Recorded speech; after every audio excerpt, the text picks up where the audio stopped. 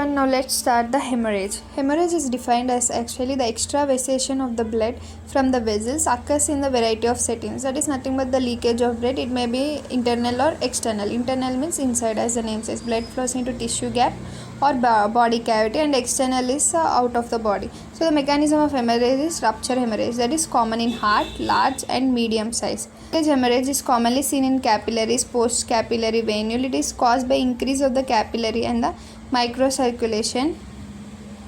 The pathological changes are the blood flows out and accumulate in the tissue, then it is known as hematoma. If the blood is deposited in the body cavity, then it is known as hematocele. And tissue or subcutaneous microscope bleeding points are called petchia. Actually, this petchia are 1 to 2 millimeters. And here you can see these are the petchia. These are 1 to 2 millimeters in size. And the hematoma under the toenail here you can see. And hematocele, in cele means in a cavity, like it may take place in hemothorax, hemopericardium, hemoperitoneum, or hemoarthritis in joints. And sometimes what happens is this extensive bleeding may lead to jaundice also in some patients due to breakdown of massive red blood cells and hemoglobin. And next, the intracellular hemorrhage, the cerebral hemorrhage. This is the most dangerous one, causing even death, because the brain it may herniate to compromise of blood supply or to cause the herniation of the brainstem. Finally, chronic or recurrent external blood loss.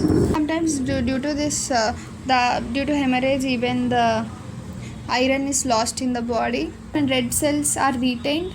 The hemorrhage into the body cavities or tissues, example, iron is recovered and recycled for use in the synthesis of the hemoglobin. So the consequences of the hemorrhage depends on the amount of the blood, speed and the location.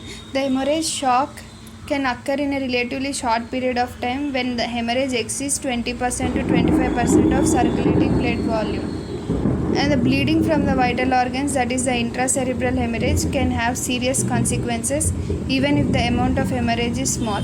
The chronic bleeding can cause the anemia. This is in the actually this petchia, these are most commonly associated with locally increased intravascular pressure and also low platelet counts, that is thrombocytopenia, or defective platelet function, as in uremia. Defective platelet function, that is uremia. And if there are less than 3 millimeters, these are known as purpura. And petchia or secondary to trauma. This with many of the some disorders that cause petchia or can be secondary to trauma, vascularization, inflammation, vasculitis, or increased vascular fragility, example in amyloidosis. And if this is greater than 1 to 2 centimeters, the subcutaneous anemia, hematoma, like bruises, called the ecchymosis. So like bruises, these are like ecchymosis. Actually what happens is the macrophages come to engulf them. They are found in microscopic form.